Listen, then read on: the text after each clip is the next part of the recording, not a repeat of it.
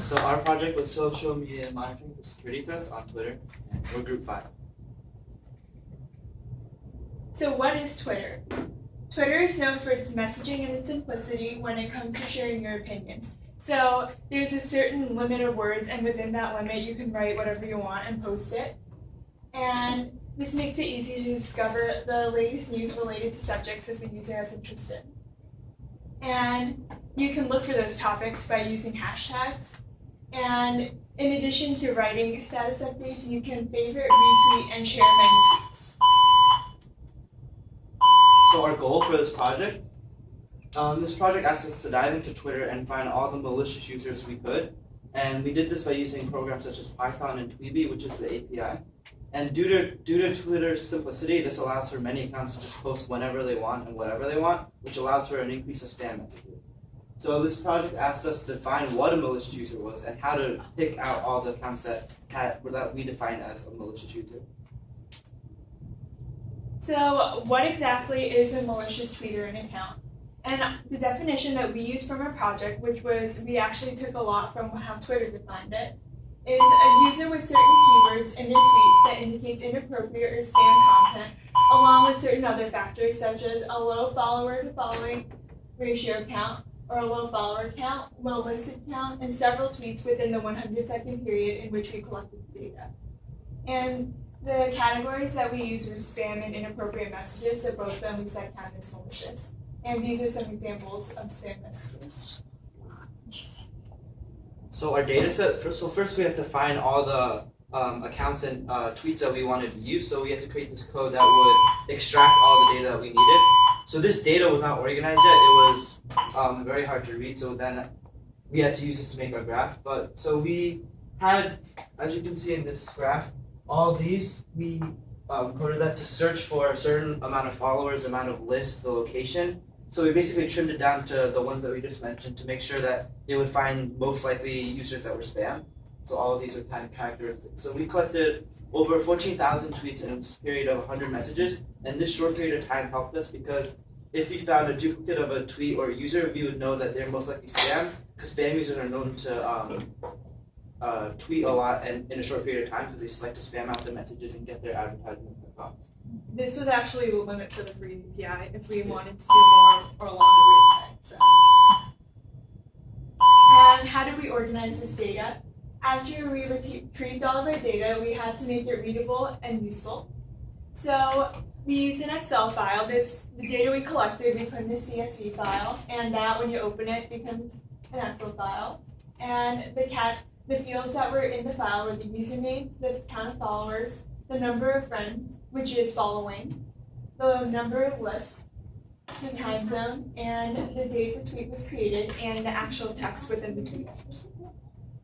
So this was a section of our data set. As I mentioned, this is only up to 54. We have 14,000. So as you can see, this is the username, followers, the following, the list, the time, when it was created, and the tweet. So this is what our data set kind of looked like. So notice how it's very hard to read and you can't really find any conclusion from this. And that is what our second one did. So what are the characteristics of a spam account? Some signs that a user could be a spam account are that they are following and unfollowing several users in a short time period. Their status updates are mainly links, not personal information. So like you can see from the picture, they have a URL in almost every single post. And many people are blocking the account. They're promoting websites and sources, again with the URL. And there's a large discrepancy between follow and following ratio. So as you can see, they are not being followed by many people, but they're following thousands of people. So this created our ranking system that we had called Spam Counter. So after we created this data table, we had to find a method in order to determine which of the users were definitely spam. Because out of the 14,000, not all of them are going to be spam. Some of them, because we searched by click, so not all users that have the word click in it are spam accounts. So we had to filter out a way to find what % of our accounts are actually spam.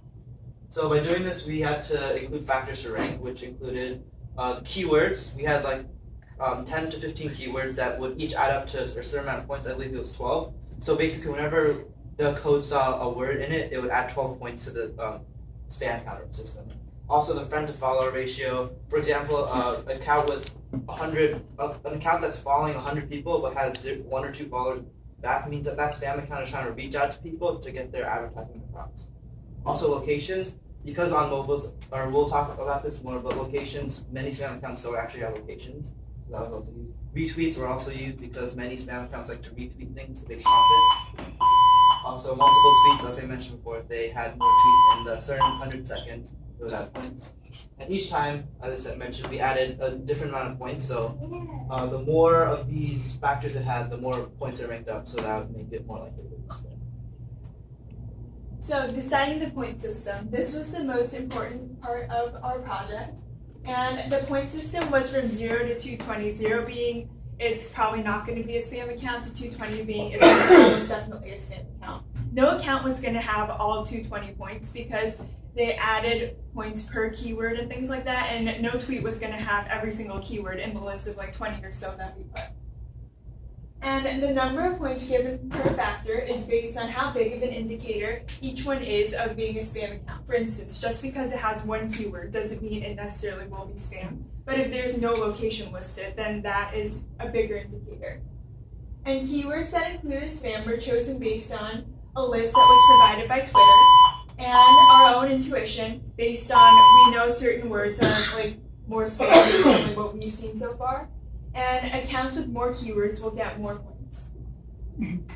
And the average user posts 4.22 posts per day, and brand companies usually post 10 to 50. And our data was collected over 100 seconds, so users that posted more than once during this time period are more likely to be spam because there were some users that posted like over 10 times, and logically a human being can't type that fast, so it's probably going to be a bot. So we had other sections that we use the point system on. So the majority of tweets are posted on mobile devices, over 80%. So that means most of them have GPS and location services on, which gives them a location under their Twitter profile. However, any bots or spam accounts, they have this turned off and they don't have a location listed, so therefore we decided to add that as one of our point factors. Also, the average account on Twitter has a friend to follow ratio that's close to 1. But the spam accounts that we found had ratios that were way over 1 because they wanted to reach out, like I mentioned. So also, according to Twitter statistics, the average user is on 10 lists. So the average user is on 10 lists, but most spam accounts have less than that. So we created a code that said if the account has less than 10, we would add points. But major companies such as job hiring companies and like brands, they had higher lists because they were involved more. And finding the cutoff line, where how many points is needed before a user is considered malicious. From our data set, we collected 100 users that were definitely spam and 100 that were definitely normal users. And the average number of points for both were determined. And a normal user had anywhere between 0 and 30 points, while a spam user had point counts ranging from 30 to 45 with a couple outliers that had significantly more. From this information, a cutoff line of 33 points was determined, and this accounts for some overlap between normal users and malicious users. So this is our final graph. As you can see, this is the normal users and this is the malicious. This red bar indicates how many accounts were normal and how many accounts were malicious, and this slightly lighter red, this indicates the point system. If you look on this side, the normal users had point systems that were less than, I believe, 33. So this bar graph shows all the users that had that amount of points in that range. However, this graph shows that it's 33 and onward. Our max point system was 46, so anywhere in between those we define as a malicious user. So therefore, we created this bar graph to demonstrate the point cutoff line. And evaluating our results. Our program identified 1,967 spam and malicious users out of the 14,200 collected in our data set. And that's 13.85%. And according to an NBC News study, approximately 10% of Twitter users are bots. So in comparison, the difference between the percentages was 3.85, which we considered was a pretty good number. So conclusion and future work.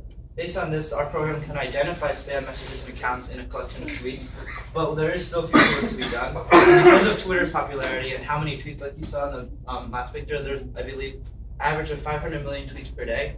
Twitter's not going to be able to handle and remove and block all these accounts. So we could, in the future, we could expand this code to make it target more keywords that are specific to spam users, because we just use what we thought and what Twitter defined.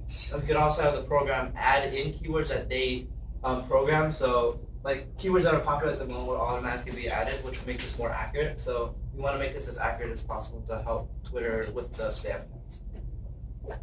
Thank you very much.